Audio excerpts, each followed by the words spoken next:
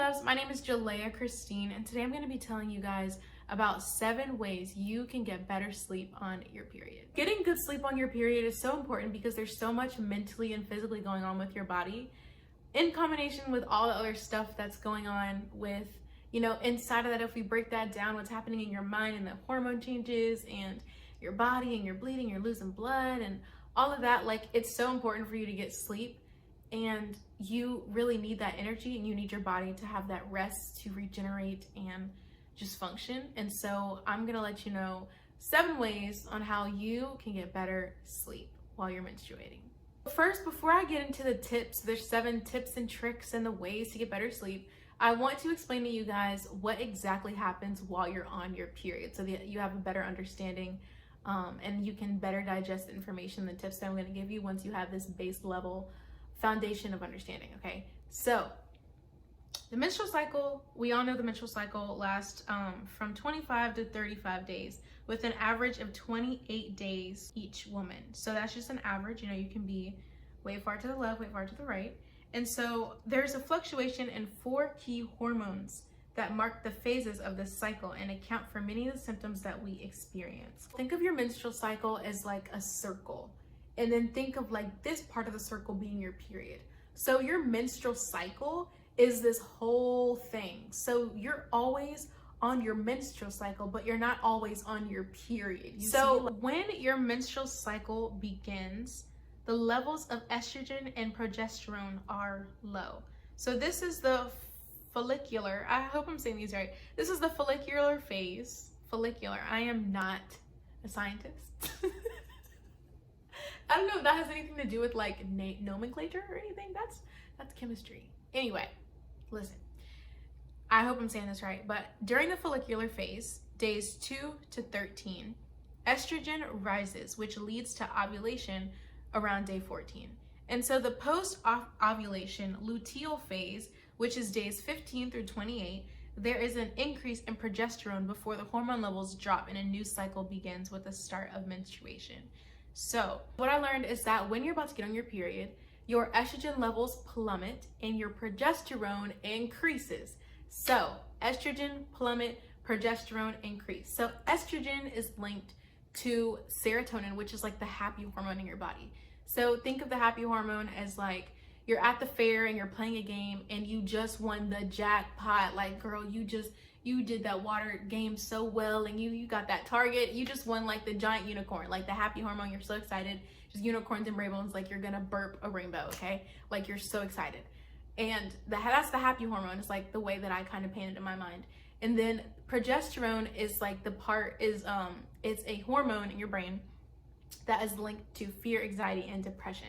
So, like I said before, like your estrogen plummets. So burping rainbows and happy unicorn at the fair like goes down, and then the part of your brain that is linked to fear, anxiety, and depression rises when you're about to get on your period. So that is just like one of the ways that I've learned to be patient with myself. Like, oh, like I'm being a little irritable today, but the reason is because my progesterone levels are increasing, and I'm not a crazy person. I'm not like a horrible person for feeling this way about some random thing, like a pin dropped. I'm over here like tearing up and wondering about the next 10 years of my life. Like you just breathe, be patient with yourself. Like literally there is something going on inside of you. There's literally something going on in your brain that has a lot to do with how you're acting on the outside. This video isn't all about that, but I did want to give you guys some base knowledge on like there are different levels and hormone changes on your period.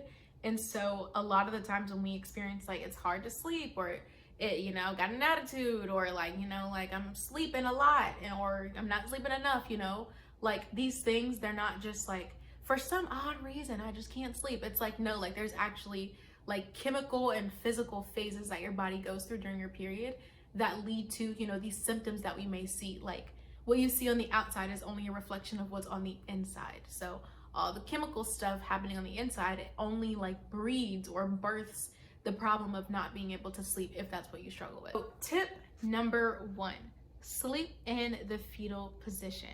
So if you're normally a back or stomach sleeper, try sleeping in a fetal position. You should take the pressure off of your back and off of your sides and you should kind of like tuck in your arms and your legs so that you can relieve the tension that can make cramping worse. The fetal position really helps to take that pressure off of your abdominal muscles and just kind of like relaxes you a little bit more than, you know, the regular way that you sleep if you don't regularly sleep in a fetal position. So tip number 2, keep your bedroom cool. The movement of certain hormones during your period can oftentimes make your body temperature harder to regulate. Like if you're not on your period, if you're not PMSing, you might feel normal, you know, like keep a jacket on, take it off, like you know yourself. But when you get on your period, sometimes you can just be like, whoo, it's hot in here, and it's like 60 degrees, like in the cool AC.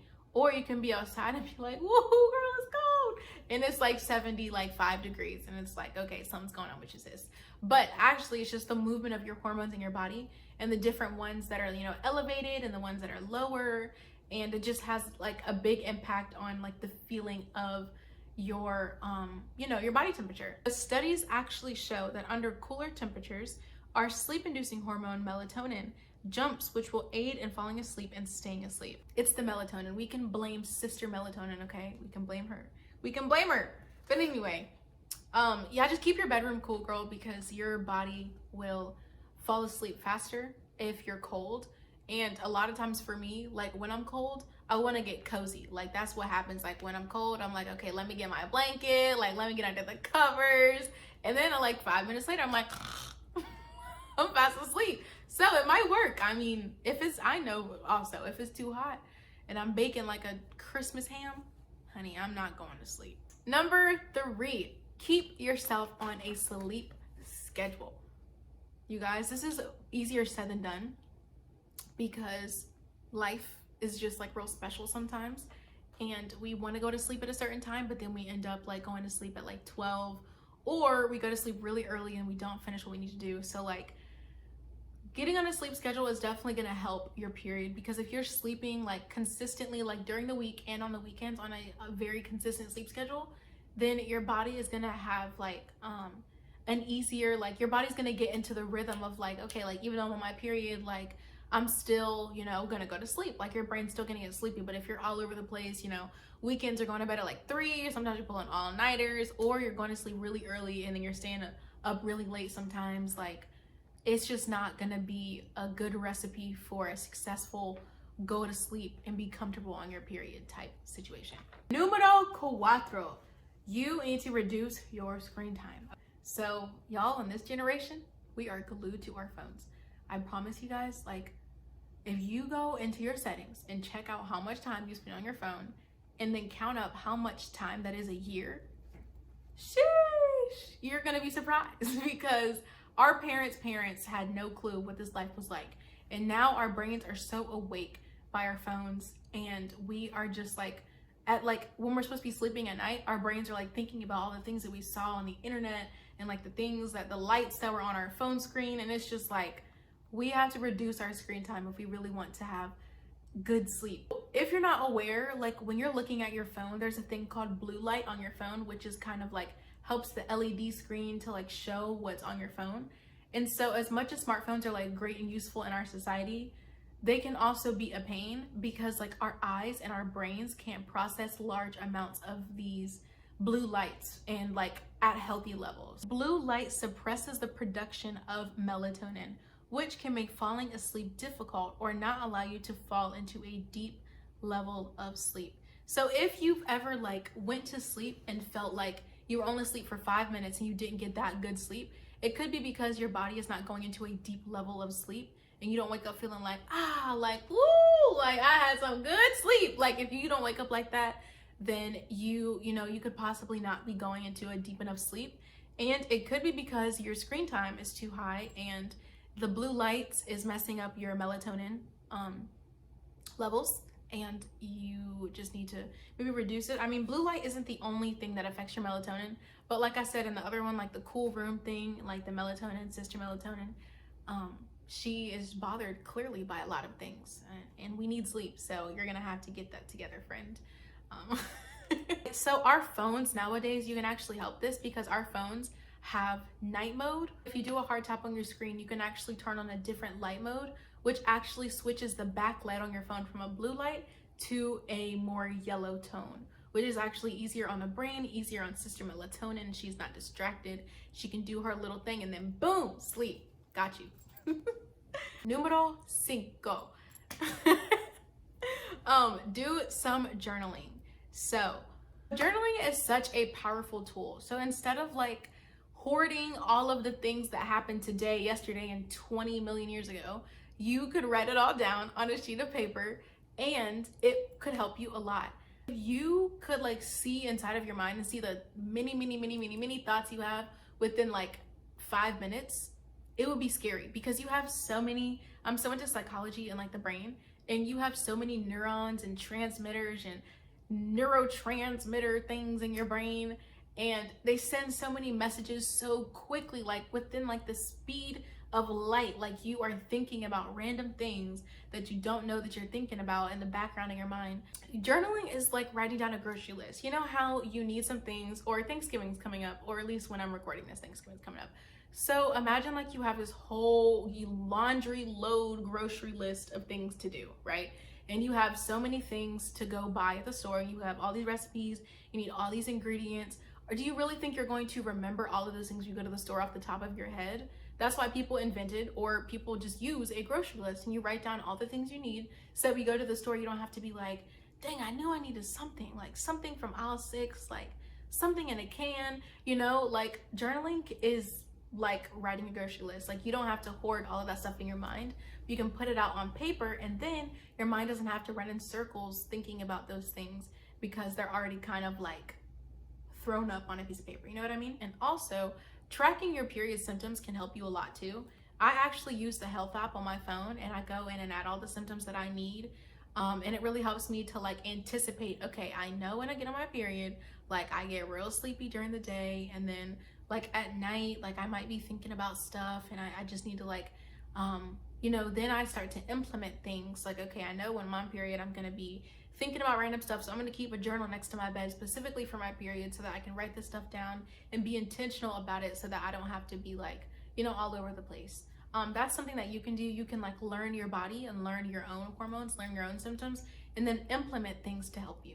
Tip number 6 is heat therapy. So if you experience cramps or lower back pain, I strongly encourage you to use heat therapy for this because it will help you and save you from like days or nights of pain. Really, when you could like be resting without pain, but you're kind of like tossing and turning because you've got like those period cramps or some lower back issues, and it would really help like some heat. And it's actually scientifically proven. You can do some extra research, girl, but it's scientifically proven that heat will help manage your pain levels because it kind of relieves that tension and lets those muscles relax. And so I encourage you to either get like a water bottle or a heating pad and just gently put it on there for a certain amount of time, and then see if that makes a difference in your period and helping you fall asleep. Okay, so tip number 7 is preventing leaks. So a lot of times when I used to use tampons, I don't anymore, but when I used to use tampons, if I didn't put in the one with the right absorbency level, I would wake up in the middle of the night because I would feel my tampon leaking, and it would kind of interrupt my sleep schedule. And then I'd be up at like 2 a.m. changing my tampon, and then by the time I'm in the bathroom for like 5 minutes, I'm wide awake, and now I'm like having a hard time getting my brain to go back to sleep, and I'm laying in bed until 4 a.m. and like you know the whole cycle. You know what I mean? And so like preventing leaks on your period can actually help you get better sleep because you can go to sleep at ease knowing like, okay, I have the right size tampon in. I'm not gonna wake up in the middle of the night and feel a leak. Like I'm actually just gonna like, you know, go to sleep and sleep through the night. And so if you know your period and you know how much you bleed, on your heavier days, you can definitely like be intentional with checking the absorbency level of your tampon and making sure you get the right one if you know you're gonna be sleeping for 6 to 7 plus hours. And one of the great things about Pixie Cup, here at Pixie Cup, we offer menstrual cups to ladies. And menstrual cups, you guys, you have to watch the video about my journey with the menstrual cup. It's completely changed my life. Like I started using menstrual cup almost 6 months ago, and I am not going back to tampons like ever again because a menstrual cup is so much better for the environment. It saves you money. Check out my Instagram, and I have reels on there talking about the benefits of using a menstrual cup. But menstrual cups are so great, and menstrual cups can be left in safely and sanitarily for up to 12 hours.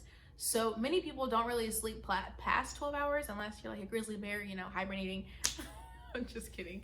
But 12 hours is a really good time to have a menstrual cup in, because you don't have to worry about like leaking, or like you have to change it every 4 hours. Like 12 hours is pretty solid. You just use the right size menstrual cup, and girl, you can sleep all through the night, and it'll help you stay asleep and get comfortable sleep, instead of, you know, waking up to like a surprise, a mess, or, you know, anything around those lines. If you are interested in trying a Pixie cup, please go to our online store, and the link will be in the description box, or it is www.pixiecup.com, and you can go to our store and you can, you know, shop for all menstrual cups and all the products that we have. And also, if you enjoyed this video, make sure to give it a like, a thumbs up, and leave a comment to continue the conversation. If you have any questions, comments, concerns, we would love to get to you. If you enjoyed me in this video, not just the content, but like the person that is giving you the content, then please follow my Instagram, and follow me on Twitter, and follow me on Snapchat. And what else do I have? I don't really use Facebook. On YouTube, I have a YouTube channel, and I post some good stuff there. So you can subscribe to me on YouTube, and I hope you learned some great ways to help you get better sleep on your period, because it is so important to get sleep, and it will just make your life so much better if you're fully rested and alert and able to deal with life because you have rest. So love you guys, but Jesus loves you more, and take care. Kisses.